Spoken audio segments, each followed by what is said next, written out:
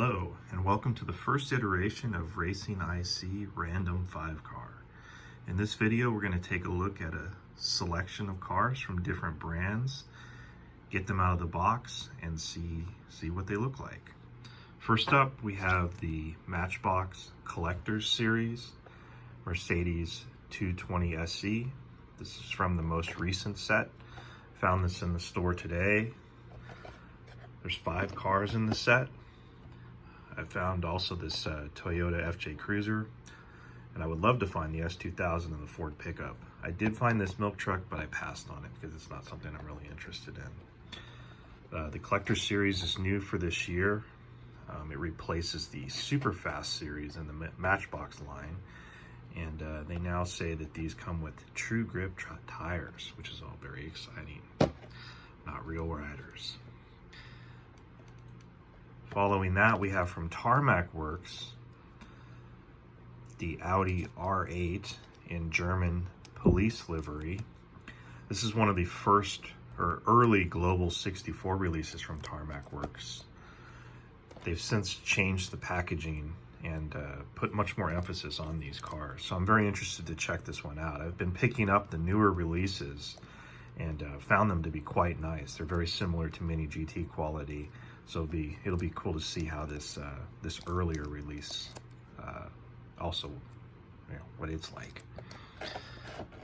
From Greenlight, we have the Barrett-Jackson 1968 Chevrolet Coppo Nova.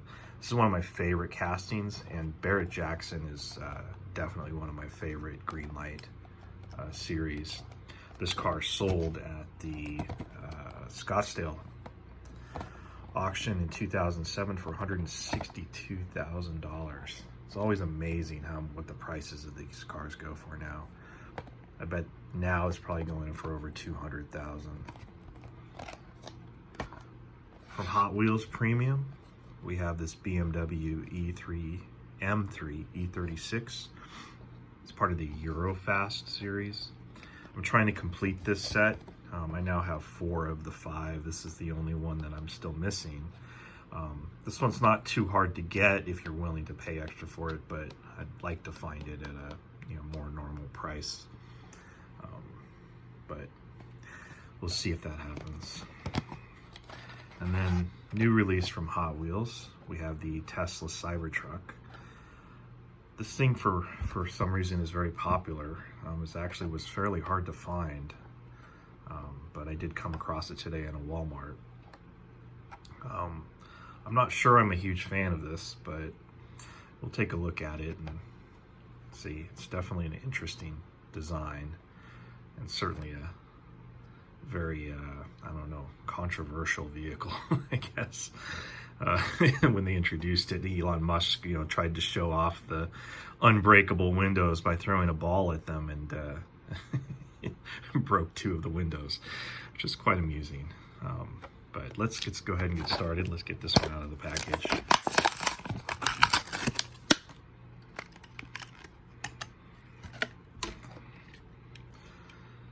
So this one is, I guess it's a Zamac. There's no paint on it, which is probably realistic. Such an angular design. It's very strange. It definitely has a very modern look to it, and it's going to be interesting to see if Tesla ever actually starts shipping these things. We've certainly taken enough pre-orders for them. So this it's maybe a little bit hard to see, but there's actually a fairly detailed interior inside this thing, and because the roof is transparent, you can see everything that's going on in there. Anyway, this is pretty cool. I wasn't really sure I even wanted to pick this one up because I picked up the RC version of it, and that one's very plasticky and just kind of generic. It's not very interesting, but you can drive it around, which is kind of cool. I got it to try to torment our cats, which wasn't particularly successful, but it was fun for about 5 minutes. Looks like this one has this is a little crooked across the front here, which is about the only tampo on it. Oh, I guess it has a red line across the back, but it'd be nice if that was a little straighter. Anyway, it's kind of cool. Next up, we'll look at this BMW. This is obviously in black, nice chrome wheels.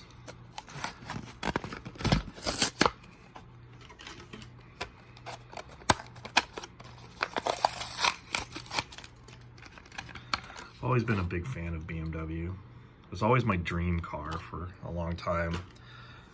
And then I finally bought one, drove it for a few years, and then traded it in on a Kia. I like my Kia way better.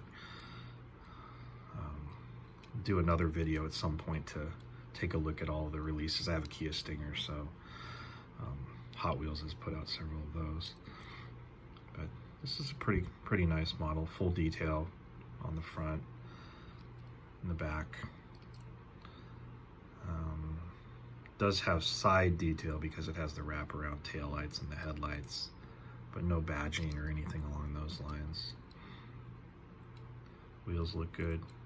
It's a solid Hot Wheels premium type model. Not really a whole lot to say about this one. Oh, there is badging on the back. Get it to focus. M3. Cool. Next up, we'll take a look at this Matchbox. This thing's very perplexing to me. If you look at the box art, this is a very stock looking Mercedes with these very traditional Mercedes wheels, and then you get the car model, which has these 6-spoke wheels, which are just, I don't know why they chose these. They look totally out of place. But maybe if you separate it from the display box, you'll quickly forget about that. So, box is cool.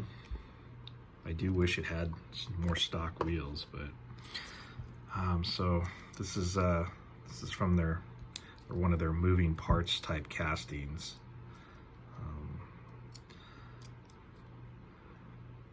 Matchbox is, I don't know, the moving parts thing on Matchbox is something I'm always a little iffy about. They really don't do a very good job of hiding the panel gaps, very big panel gaps.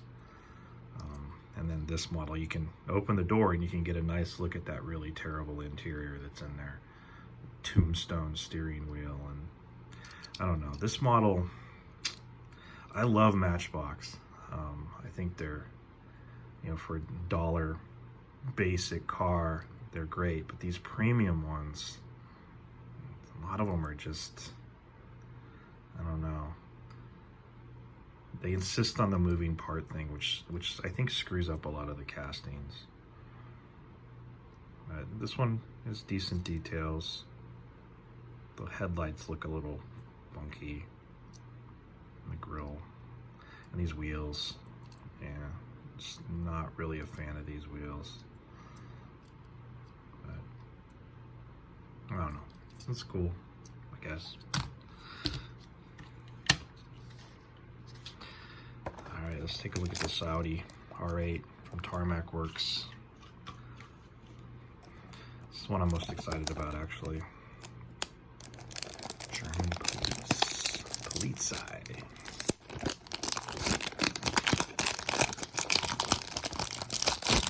I do kind of wish Tarmac Works had stuck with this style of packaging. Their new packaging is a clamshell, which is cool because it's resealable, but then it encourages you to want to keep it, which is not ideal because storing these kind of things is a real pain. Whereas here you get this completely generic box. It doesn't say anything about what model is supposed to go in it. So, I mean, I don't know if I'll keep this or not. I guess maybe you keep it together with this whole thing, but at least this is smaller compared to like clamshell size. It's like this Greenlight. But let's take a look at this model. Oh, that was kind of interesting. So it comes kind of nestled in a little tray. Slide that out. The Global64 line of Tarmac Works is cool because their regular Hobby 64 line is very much a static display model, and they don't roll, or at least from my understanding, and the ones that I've seen don't roll, whereas these Global64s roll. Though this one's not a particularly great roller, but some of the other ones roll quite nicely. Like this one, this Mercedes here. This is a very nice roller. I don't know why I care that the cars roll. I just put them on the shelf, but for whatever reason, I do like it when you know, the models roll. Otherwise, Tarmac Works tends to be quite detailed, very nice models, and this one appears to be no exception. Very good details. Let's see if we can zoom in a little bit. Very good details on the back. Hankook license plates. License plate. Nice Audi badge. Nice German police livery. I collect international police cars, so I had to have this one. Light bar on top. Nice front end detail.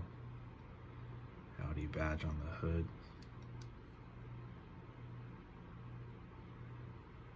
Overall, a very nice model. There's several of these early Global64 R8s, and I've been trying to pick up all the Tarmac Works Global64 releases, and I wasn't sure I was going to get these, but after looking at this one,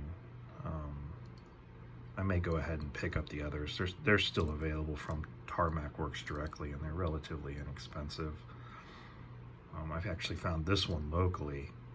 Paid a little bit more for it, but I was glad to have it to be able to check them out, and because it's a German police livery, so I really couldn't pass it by. The price wasn't that bad.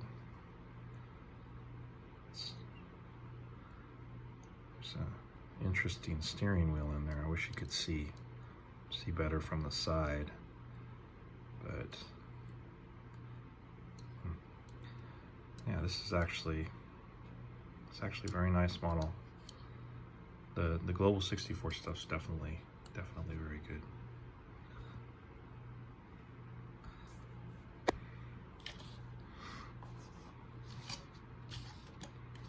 Next up is the 1968 Chevrolet Copo Nova. I've been collecting this casting, every one that I can find, and I'm not sure why I've become such a fan of it, but this one and the earlier body style Novas are definitely some of my favorite muscle cars. And this one's a particularly cool one. I actually bought a case, this Barrett-Jackson Series. Which one is this? Series 5. I bought a complete case of this, and this particular car I pulled was a Green Machine, which I find Green Machines to be a little bit of a mixed bag because I don't collect chases.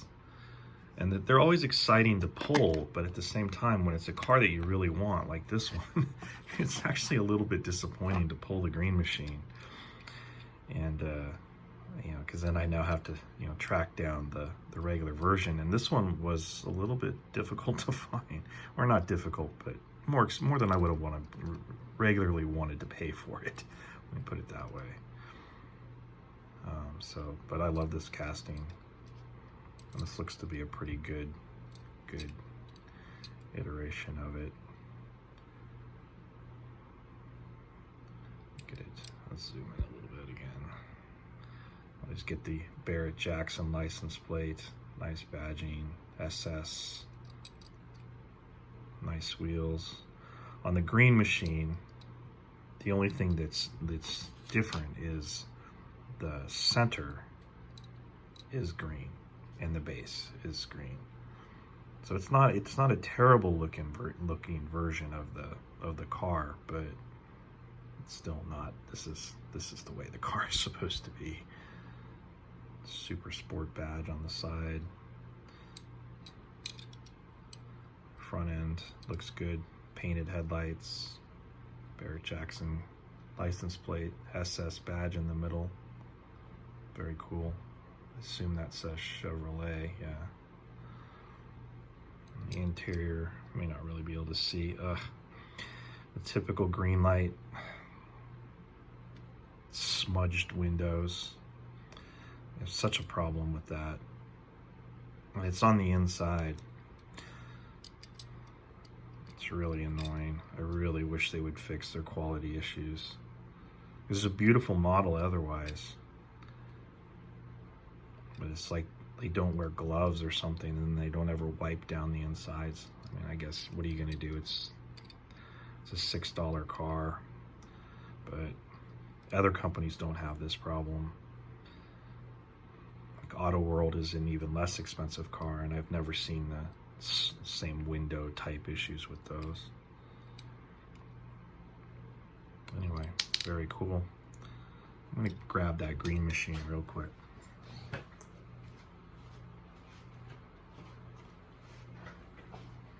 Since I have it, may as well show it off. So this is what that looks like.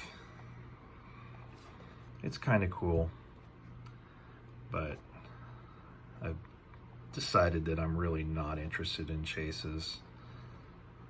They're cool to pull, but I don't know what I'm gonna do with this. Anyway, that's the extent of what I was planning to look at for today. So thank you, and check out the next one. Thanks.